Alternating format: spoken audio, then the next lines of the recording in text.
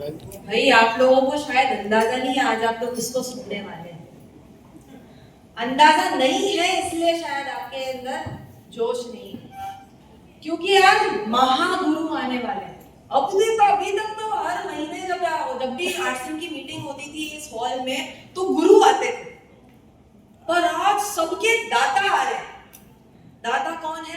DC Chhabra जी। जोरदार तालियां होना चाहिए।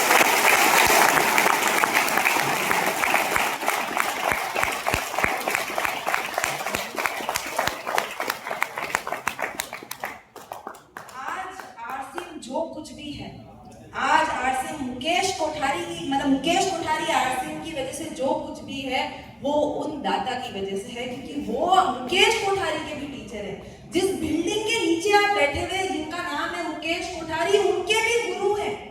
तो गुरु का वेलकम कैसे होता है, उनकी एक्साइटमेंट कैसी होती है, वो तो आपको थ्रू आउट द सेशन दिखाते रहनी पड़ेगी। अब मैं एक बार बोलूंगी डीसी सर के लिए ताली बजाओ, तो जोरदार ताली बजनी चाहिए। एक बार जोरदार।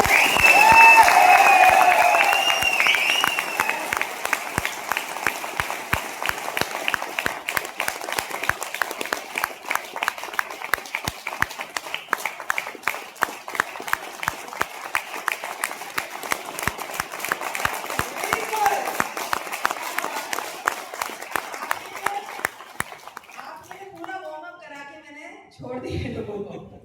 नमस्कार आप सभी लोगों को, जय आरसीएम। मेरा नाम अंजलि कोठारी है, मुकेश जी कोठारी की मैं डॉटर हूँ। मजे की बात सबसे ज्यादा ये है कि आप सब लोगों से एज मेरी कम है, एक्सपीरियंस भी कम है। आरसीएम का भी यहाँ पे तजुर्बा जो है, करते कैसे हैं, आरसीएम की नॉलेज भी यहाँ पे बैठे सबसे ज्यादा लोगों को यहाँ पे। मेरे पास तो कम है, हर चीज का एक्सपीरियंस मेरे पास कम है। क्या है मेरी एज? 26 साल। आरसीएम 25 साल का है, मैं 26 साल की। आरसीएम 25 साल का है, मैं 26 साल की। तो जब कोई ऐसा बोलता है ना, कोई ऐसे ओ कंपनी भाग जाती है, तो मैं कहती हूँ कैसे भाग जाती है? ये 26 साल की लड़की तो आरसीएम की लड़की है, आरसीएम की गुड़िया है। ये 26 साल की होती ही नहीं, बढ़ती ही नहीं, इतनी बड़ी बड़ी बिल्डिंग में रहती ही नहीं है कि अगर आरसीएम को 25 साल नहीं हो जाते। क्या क्या नहीं दिया है आरसीएम ने हमें। ये ऐसी हालातें हुआ नहीं करती थी मेरे पापा और मेरी मम्मी की। आप जिस घर में बैठे हैं ना, ये बहुत मेहनत के बाद 25 सालों बाद बना है। 25 साल लग गए इसको बनने में। पर ये शुरुआत की कहानी नहीं थी मेरे मम्मी पापा की। मेरी मम्मी सड़क पे चिप्स बेचा करती थी। मेरी मम्मी सड़क पे चिप्स बेचा करती थी, और मेरे पापा जब मैं छोटी हुआ करती थी ना, उनके पास जेब में एक बार 50 रुपए भी नहीं थे मेरे दूध के। उन हालातों की बात करी हूं, और आज आप मेरी हालातें कुछ अलग देखिए। अगर आप मेरा इंट्रोडक्शन भी निकालते ना यहाँ से, अगर मैं आपको बताऊंगी नहीं कि मैं मुकेश कोठारी की बेटी हूँ, और सिर्फ ऐसे आपके सामने खड़ी हो जाऊं, मैंने गले में कुछ चेन नहीं डाल रखी थी है, कुछ सोना नहीं डाल रखा है, कुछ भी नहीं कर रखा, बस सिंपलिसिटी से बैठी हुई हूँ, फिर भी मेरा चेहरा देख के आप बता सकते हो कि रईस की औलाद है।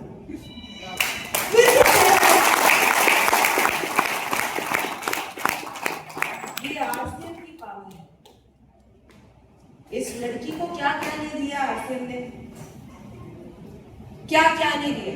जहां पे मेरे पापा मम्मी के पास पैसे नहीं हुआ करते थे, मेरे पापा मेरे को अक्सर बताते हैं कि उनकी एजुकेशन सालाना 5 रुपए के फीस में हुई स्कूल की, और मैं 5 लाख रुपए कम से पढ़ी। बिट्स मिलानी में मैंने अपनी एजुकेशन की, स्कूलिंग मैंने वहां से की, और फिर मैं चली गई अमेरिका पढ़ने के लिए।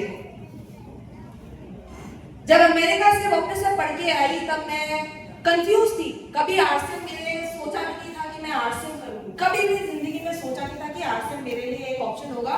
क्योंकि आप भी अपने मन से जब पूछेंगे ना, तो आपका मन भी यही बोलेगा कि ज्यादा पढ़े लिखे लोग आरसीएम नहीं करते। पर आज आपके सामने एक ऐसी लड़की खड़ी हुई है जो बहुत पढ़ लिख के बाहर पढ़ के आई है, और फिर भी आरसीएम कर रही है। मैं वो ऐसा एग्जाम्पल हूँ जहाँ पे आप अपने मन से पूछोगे ना कि जो लड़की 1 लाख रुपए अपनी जॉब से कमाती थी, वो कभी आरसीएम करेगी क्या? वापिस से दिल और दिमाग यही बोलेगा नहीं करेगी। पर आज वो लड़की आपके सामने खड़ी है। अगर आप अपने दिल और दिमाग से एक और सवाल पूछेंगे कि क्या वो इंसान आरसीएम बॉलीवुड में काम करता थी, मैं बॉलीवुड में काम करती थी। जितने भी बड़े सेलिब्रिटीज को आप लोग जानते हैं ना, उन सारे बड़े सेलिब्रिटीज के साथ मैंने काम किया।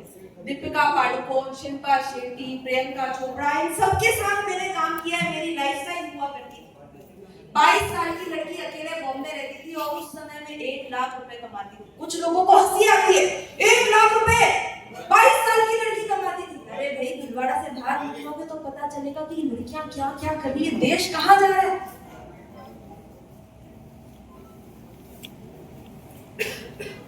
इतना सब कुछ होने के बावजूद भी, इतनी अच्छी लाइफस्टाइल होने के बावजूद भी आना तो मुझे आसिम में ही, क्योंकि मुझे आसिम के बारे में कुछ ऐसी चीज समझ में आ गई जो मेरे को और कोई समझा नहीं पाया। हम लोग अक्सर क्या करते हैं, जिस तरह से हमें आसिम समझ में आया ना, उसी तरह से लोगों को आसिम समझाया जाता है। मेरे पापा ने आसिम क्यों किया? क्योंकि उनको पैसों की जरूरत थी, तो उनको आसिम पैसों की वजह से समझ में आया। पर मैं तो वो लड़की हूँ जिसके पास शुरुआत से पैसे रहे।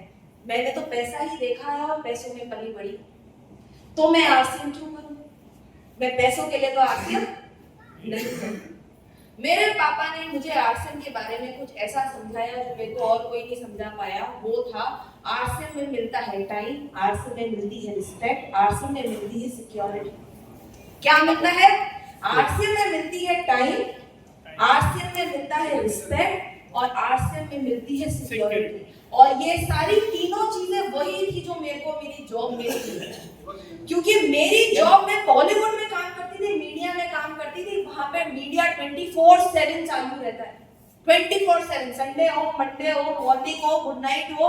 मैं रोज घर से 8 बजे निकलती थी और 3 बजे के आसपास रात में घर पे आती थी। ये मेरी लाइफस्टाइल हुआ करती थी। मेरे पापा के सामने तो मैं इतना सा कमा रही थी, चिंटू भर सा। फिर भी मेरे पास टाइम नहीं था और मेरे पापा के पास टाइम नहीं।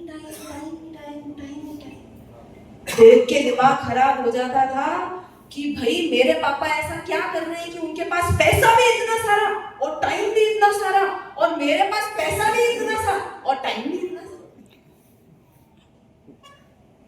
जब मुझे टाइम का कॉन्सेप्ट समझ में आया ना, तब मुझे समझ में आ गया शायद मेरे पापा कुछ ना कुछ सही कर रहे हैं, शायद कुछ ना कुछ सही कर रहे हैं। तो पापा की तरफ देखने की मजबूर हो गई। फिर उसके साथ में मेरे को मेरे पापा ने बताया कि आसिम में रिस्पेक्ट भी नहीं। मैं जब नौकरी करती थी ना, तो मैं बॉलीवुड सेलिब्रिटी के साथ काम करती थी। बॉलीवुड सेलिब्रिटी के पीछे घूमने का काम हुआ करता था।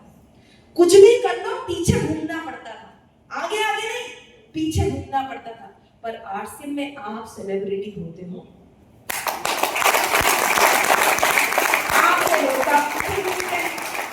लोगों के पीछे नहीं, आपके पीछे लोग बाग घूमते हैं। ये दूसरी चीज मुझे आसिम के बारे में मेरे पापा ने समझाई।